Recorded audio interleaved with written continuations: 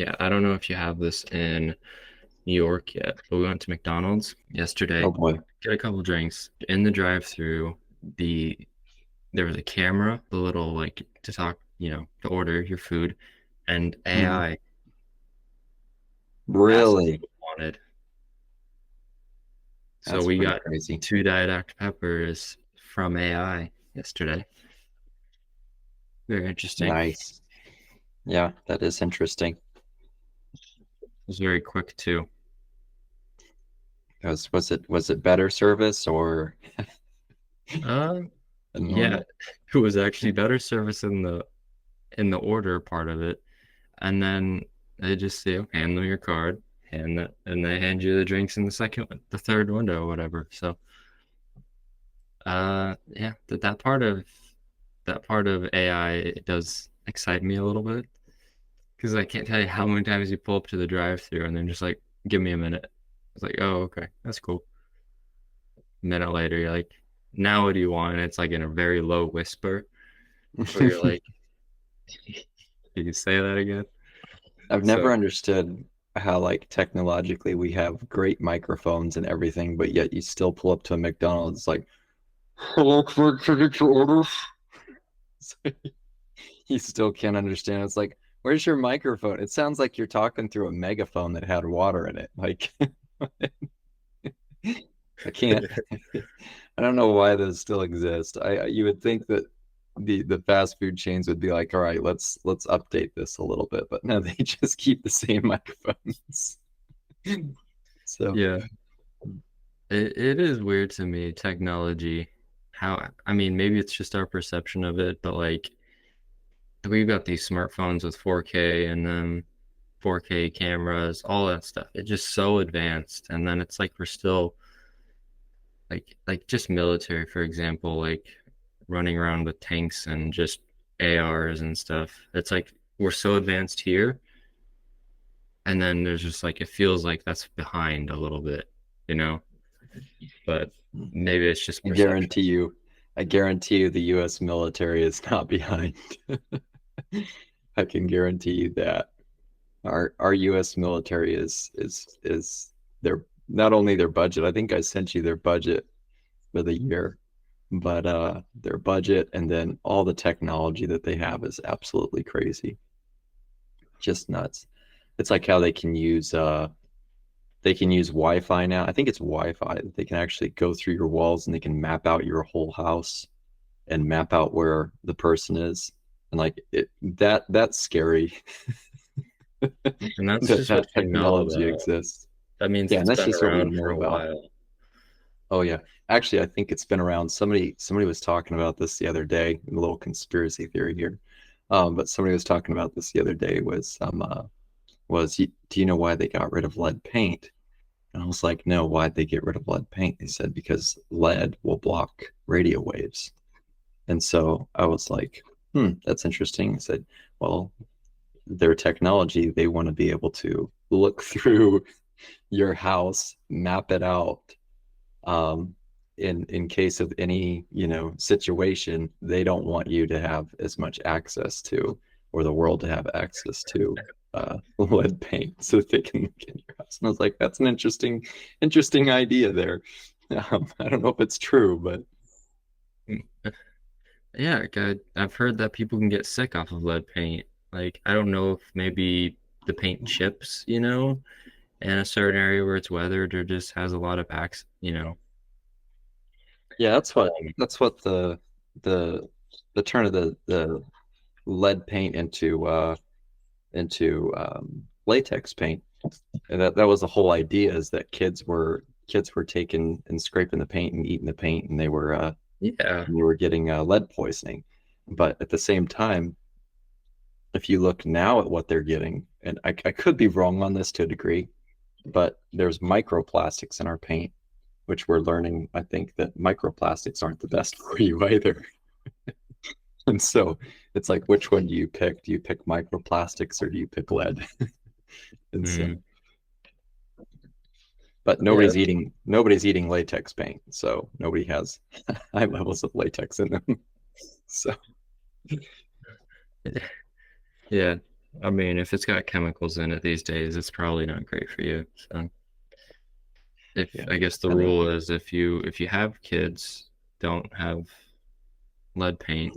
But if you want to have, you know, minimal surveillance and you don't have kids, paint your house with lead, really trip with the government. yeah. Which is kind of neat because like at the same time it's like, okay, well if I do paint my whole exterior house with lead paint, like it it's like I wonder if you'd sleep better or anything like that, or if there's constant radio waves that cause us to not sleep better. Because there's all kinds of different sounds that you have that can keep you awake, or that can calm you down. And so they've got that down to a science. But yeah, That's a good point. interesting. Yeah. Interesting thing to think about. Like if they want to keep you awake, there's radio waves that can keep you, not necessarily keep you awake, but it'll bother you from trying to Mess with your sleep. sleep cycle. Yeah. Yeah. So, Hmm. but yeah, That's all kinds of interesting. fun things. Completely off topic of what we're talking about today. No, I'm leaving that. I'm leaving that in the pod. I'm just putting that out. Great. So you've Now been we're going to reading, be the conspiracy theorist podcast. yeah. Why, whatever interests you, man. I mean, I think there's enough stuff on the internet talking and being super informational. Like, I read this tweet where it's like podcasts, the more like of you there is to show. And that's just a trend for social media where it's like people would rather listen to people rather than listen to someone drone on. So it's like, well, if we can be a little bit more people-y, then it would be better for everything as a whole anyways. So yeah, that's my idea with it. That's a good point. So you've been reading this book called On Guard, and you've said you read it 3 times, man. I'm So on my third time through. On my third time through the chapter 3, I think. And yeah, it's been pretty awesome, honestly. Just going back through it, and the way that I know that I found a good book, as I told you this earlier, is I highlight something in it. And so I don't know if you see that highlight there, mhm. but that means it's a good book for me. So if I don't highlight anything, yeah, it was an all right book. But yeah, definitely connecting to this book here. What did you highlight? So actually it goes right along with our theme, but it's these three notions: meaning, value, and purpose, though closely related, are distinct. Meaning has to do with significance, why something matters. Value has to do with good and evil, right and wrong. And purpose has to do with a goal, a reason for something. And so I thought that was pretty good that he gave the definition in the book of those three words and their relation to each other. Yeah, you can dig a little bit deeper in that into that. Okay.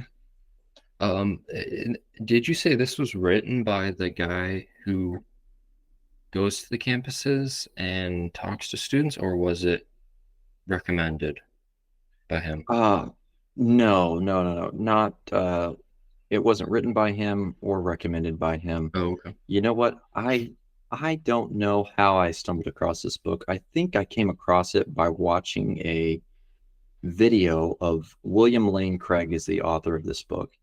I think I watched a video of him with Jordan Peterson and another lady. I cannot think of her name. But they were all sitting down and they were all having a very good discussion. And I watched that video and I was pretty captured by it, and the way that William or Bill was responding to some of the questions that the lady had for him, and that Jordan Peterson was kind of entangled in the conversation as well. And I was pretty impressed right off the bat with Bill Craig, just the way that he answered, and not only the way that he answered, the joy that he had in him as he answered. And I kind of looked at that and I said, you know what? I want to be able to sit down with somebody that is that intellectual level, that asks questions like that, and be able to have a conversation and be able to defend my faith. Um, and so uh, somewhere I found out about his book On Guard, and he was talking about it, and I think that's probably where I picked it up. And so That's yeah, cool. just some simple, and if you read the book, whether you're a Christian or an atheist, it's a great book to read through, because if if you're a Christian, you read through it and you go, okay, here's some defenses that I can use. And if you're an atheist and you read through it, you can go, okay, here's the defense that they're going to bring to me.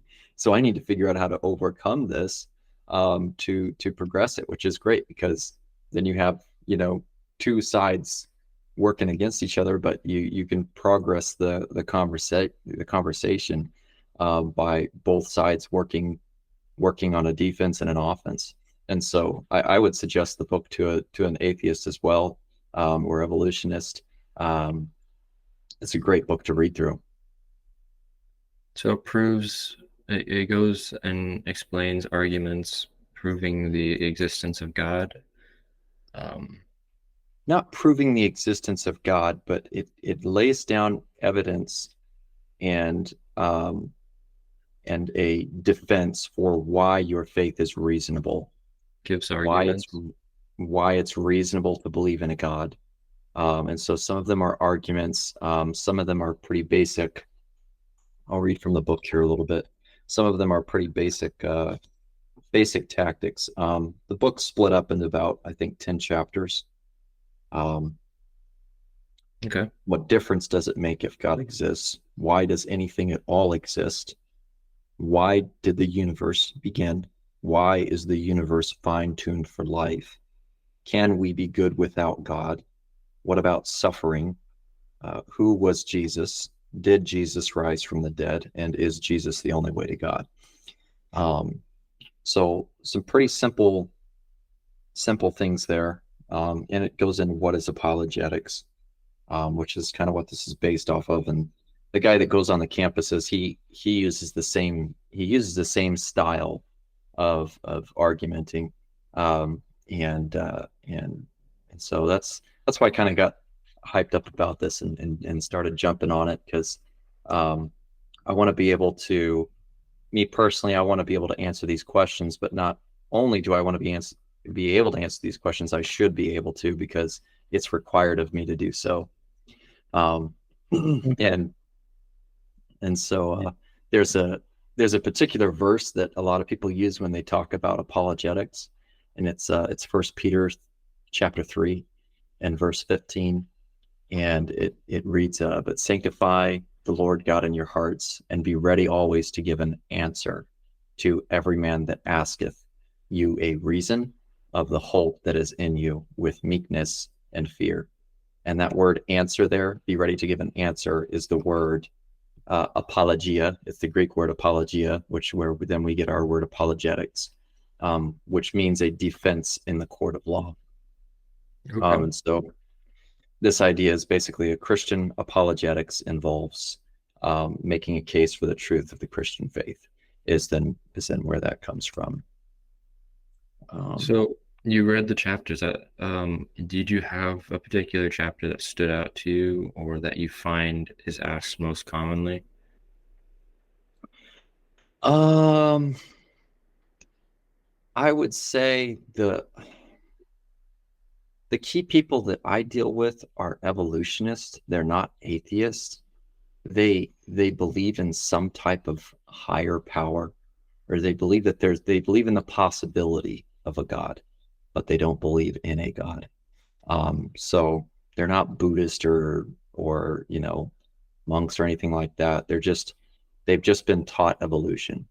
And so when I went through his book and started reading and started understanding and started figuring out how to put a little bit more of some defenses up, and of some questions that have been asked of me and I couldn't answer. Um, the whole book really, the entire book is great, because even when you get to the part of Jesus and salvation, the way he describes it is very different.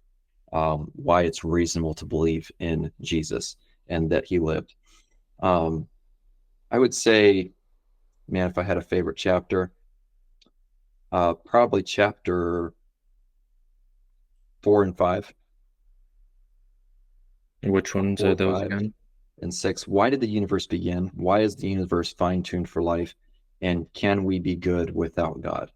Can we be good without God is a great one for people that claim to be Christians, may not be saved or have that relationship with Christ that they should. Um, that's a great one right there is, can we be good without God? Because it's a good question. Um, and simple answer is no, we can't. Pretty straightforward there. And a lot of people have a tough time, uh, I guess, swallowing that truth is that you cannot be good without God. So, What is there anything that you remember how he got to that conclusion? What on how the person that yeah, I was talking to, no, no, no, the book. Yeah, I mean, can oh, you be how good he got to without the God? conclusion. Yeah, what are some of the things? Yeah. So, well, when you talk about good and evil or righteousness and evil, right and wrong, you have to have, and I'm not going to explain exactly how the book explains it. I'm still learning a little bit. I'm still Yeah, progressing these in my mind. But you have to have a creator. You have to have someone that decides what is right and wrong. It can't be relative. So, for instance, today, a very controversial thing to talk about is abortion. Some people believe it's okay. A lot of people believe it's not okay. And it's pretty split. And there was a Supreme Court ruling not too long ago about it, um, that a lot of people weren't very happy about it. And so you have this idea, okay, well, who decides? Does society decide what is right and wrong? Do these people over here decide? Does the government decide? Does who decides what's right and wrong? And what we're saying is that there is already a base foundation level of what is right and what is wrong, and it's not decided by how society moves, because if we based it off of that, well, we could go back to, the 1700s, and well, there was 13 states that decided that slavery was okay. So are we going to go based off society, or are we going to go based off the word of God or a set standard? And so you can't relativism. I think it's called relativism. I think I'm using the right term there. Or no, that's not the right term. Society can't decide what is right and wrong, because society is moving in different directions all the time. And so, pretty basic standard. You have to have a God. You have to have some type of foundation and ranking, to decide what is right and wrong. If that makes sense. Did I clear that up a little bit? yeah, I think that makes sense. It's like I don't want to. I hope I'm using it right, but moral absolutes comes to Yeah. mind. Yeah. So that's his argument, and it's a good argument, I'd say. Yeah, I mean, because how do you get that in your, that gut feeling that's like, oh man, this doesn't feel right, or I think this is not a good thing to do, or I just did something bad. How do you where did that come from, right? But that's taught from somewhere, and that teaching has to come from somewhere, right? Right. And then also how is it throughout the world rather than just in one spot, you know? Yeah, one of the cool things about this, and when you talk to different people, it's like it's Memorial Day to was it Memorial Day today? Yeah, I think it's today. Hmm. Um, and you think about the Revolutionary War and what they fought for, and their goal to have freedom of religion, and different rights. Um, this Greek word, it means defense in a court of law. And when they set this country up, when they wrote the Constitution and all of the other documents that came along with it, they based the court of law off of the Bible. A lot of it is biblical principles of how it's supposed to work. Now we've gotten quite far away from that as time has gone on. And funny enough, you see a decline in our judicial system as well. Um, but you see that we used to base a lot of things primarily off of the Word of God, and so it's entangled into our culture quite a bit. And we used to use it as a good base for our country. Um, Yeah, it'd be kind of so interesting to see. I don't watch a lot of politics and all that, but like, where do they come to their? Is it all just based on votes? Like, where do they base their decisions off of? You know, like it used to be the Bible, right? And now mhm. what is it? Is it still the Bible a little bit? Is it, oh, I feel this way, or the majority of the people want this, or I'm getting paid the most money to feel this way, you know? So, I'd say reason and logic come in, which can be dangerous if you're relying on your own personal reasoning and logic, mhm. because you're going to see things from the angle that you see them from. So I would say that that's probably 90% of the time Yeah, what what people, lawmakers and things too, is they use reason and logic, and they use history, what's happened in the past, um, to base their decisions off of, and what they're if they're going to write a new law or this or that. And some laws just hang out there and they chill there, even though that they're wrong and not right. And a lot of people know that they're not right just because nobody goes in to change them, and say, "Hey, this was a bad idea. We should change this back." That's how I would imagine that it's kind of today. Nobody really looks at um, the foundation. If anybody's looking at any foundation, it's the history of cases. It's the history of what has happened in the past, rather than looking at the Word of God and going, "Hey, this is what we kind of based our entire country off of this." um, Maybe we should go back and look and see what this has to say about it. yeah. And No, so, that could definitely get dangerous because if you're basing it on reason, logic, and then past cases over time, that's gonna take you somewhere completely different. oh yeah, yep. Mm. Yep, which you hear brought up in the court all the time, this person versus this person. This was Right. allowed, and the judge looks at it and goes, "Yes, it was. It was allowed this time, so I guess we can allow it this time." And sometimes it doesn't happen that way, but yeah, as you progress, yeah, it will slowly change. Right. But yeah, And so this book. Oh, go ahead. I mean, no, I was just gonna say that that makes sense why America slowly gets away from where it was based. Obviously, there's people that want to change laws and change and just remove the whole Christian foundations of the US and America, but like that would make sense why things slowly change over time. And it's just Yeah. how we make decisions. But anyway, go ahead, Matt. Yeah, no, it's absolutely, we slowly and slowly and slowly go further and further.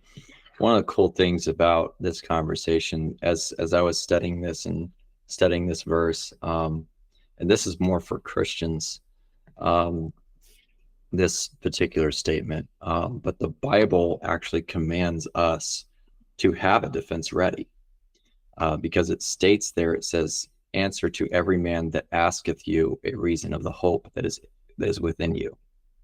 um, it tells us to have an answer. So, in a sense, God has given the lost person a right to know.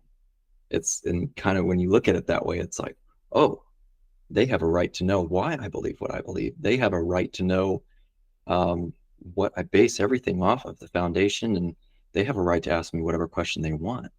Um, it really kind of opens our mind. I feel like it opened my mind a little bit, of if I don't have an answer for something and somebody asks me the question, I have an obligation to go get them the answer, as a Christian.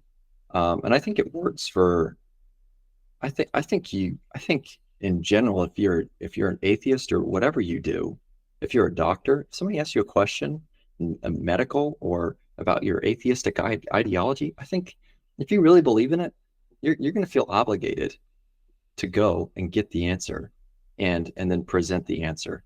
And maybe it's not a good enough answer, maybe the answer somebody wanted, but at least you got an answer. So I thought it was pretty interesting that the Bible commands us to have a defense ready, and that we're to have to answer. Um, and a few other words there in that verse. One was ask, and one was reason. Um, Answer, which means to defend. To ask, I looked up this word, this three-letter word, um, to see how many different definitions there were for it. And it came up with beg, call for, crave, desire, and the last one, require. And I thought, okay, cool. So you can expect anybody to, for your religion, for somebody to come up to beg you for an answer. To someone's going to come up to you, maybe craving an answer, and then most of the people that we probably get annoyed with and end up arguing with, which is fine, is the people that require an answer. So you have three of these groups of people, four groups of people here. You have some that desire, and so they come and they desire of you an answer. Um, these are like different people that you're going to have to answer. And so this was great for me as a Christian of understanding, because I've screwed up on all of these. Because one, I had somebody come to me and they were pretty much begging me, and I didn't realize it at the time. They were pretty much begging me to know what I believed.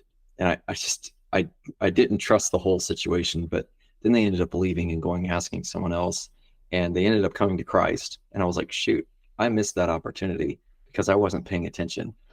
And I wasn't expecting it. Um, then you have people that desire it and people that require it. And I've definitely been more of the person that will give it to the person that requires. That's just kind of my flow. Um, that's if you're going to require something of me, like, okay, here, you'll get an answer. But at the same time, like as you put up a defense, you don't want to make people, and the book talks about this, you don't want to make people sorry that they asked, you know. You make someone sorry that they asked. Sit down, let me Um, tell you a story. yeah. Let me tell you why you shouldn't have asked me this question today. I'm glad No, you asked but me this question. Please take a yeah, seat. Dude, I got five take a minutes. seat. Take a seat. You're gonna want to hear this. Yep. And so these arguments, you know, everybody's going to be different. Everyone's going to be like a different puzzle that you got to figure out. Um, but the characteristics of these arguments and the way that you can present them can blanket a bunch of people. It's mostly focused towards atheist and evolutionist, but there's also a real focus towards just the normal man too. Um, and so it's pretty good. I had a note written down here. You know, for people that ask you a question, and especially for people that require, this is probably more focused on like people that come up and require to ask you a question of your faith. You can respond with a simple question, which I have started doing, is why do you ask? Because it's good to know the intentions of somebody before you go to answer their question. Because sometimes hurt people come up to you and they ask you the question, and they're asking to know who God is really, rather than asking what you believe in. They're more asking the question of who is God. And so it's good question to ask. But I know I've been talking a lot. Was there anything else you had there? No, I mean, you kind of touched on all of it. I think you made a lot of good points on why people should read the book. And one of the biggest things is it seems like it's a perfect research book for competitors as well as people that just want to have a better argument and a better understanding of why, instead of being flustered every time they're asked a question that they feel they have the answer to, but they're just not sure, you know. Yeah. Especially something that this book deals with is because you said flustered. A lot of times, and I see it, and I'm sure you've seen it, is Christians will get actually really, really defensive. Not defensive in a good way, defensive in a bad way. As Right. almost as they're taking it personal, when it shouldn't be taken personal. It's just like, hey, here's some questions you should be able to answer as a Christian. I know I've taken it personally at times, um, especially when talking with other Christians. But this book definitely helps you to kind of focus and take the attention off you.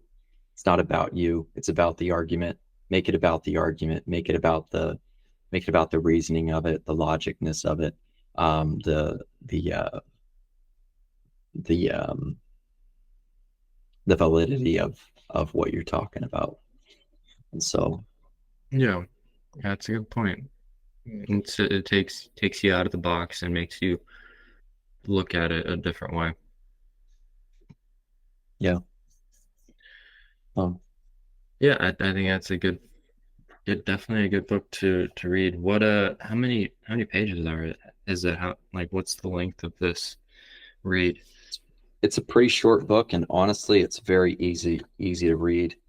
I'd say it's even easier to read after you watch a video of William Lane Craig talking, because I say this because I say it because William Craig has, and I'm sure he's not always this way. You know, everybody has low moments, but he's a very joyful person. Of what I've seen of him, is he's a very joyful person. So when you're reading the book and you're thinking about how he talks very joyfully. Um, and I would say if you read the book with thinking that it's poking at you and prodding at you, that's not the way to read the book. Um, the way to read the book is, hey, here's some great things that you can use to help you grow as a Christian. And if you're an atheist, here's some great things that you can use to argue with your Christian friends. So either way, you can hop into it and you can enjoy the book. And so I thought it was pretty fantastic. As I said, I'm on my third time through it, reading through it. I'm putting together a Bible study for the guys that I'm hanging out with, and so it'll be pretty fun. Yeah, yeah, that is cool. I like how you brought up you should watch a video on it because like that's a marketing thing where if you can get your ideal customer to hear your voice before they read a sales letter or email, then Yeah. they're gonna read it in your voice, and that's just kind of Hmm. wild to me. So like I got that book Green Lights by Matthew McConaughey. I'm going to read the whole book in Matthew Yeah. McConaughey's voice. So yeah, that's really cool. I'm glad you brought that up. So watch a video on him, and William Lane Craig wrote it. The book is On Guard. That's really cool, man. So All right, all right, all right. Yeah, you gave me that placard with 12 rules for life, and I have it hanging at the top of my stairs, and every time I go up, I look at the 12th rule, you know, pet a stray cat on the street. I never say pet a stray cat on the street. I always go, well, why shouldn't you pet a stray cat on the street, you know? It's like that's the voice I hear in my head. So yeah, psychology is pretty cool, huh? hmm yep. So yeah, so that was pretty much the study there, and you know, it's a pretty I don't know what you call that, a summary of the book. Um, but I think it's important. I think it's an important thing to do. There's three reasons this book kind of gives for why it's important. Is one is shaping culture. Is you shape the culture with your ideas. Um, Society tends to shape culture a lot, and it's a very dangerous thing. It has to be done very carefully. Um, Secondly, is apologetics. Your defense can help you to keep your faith in times of doubt and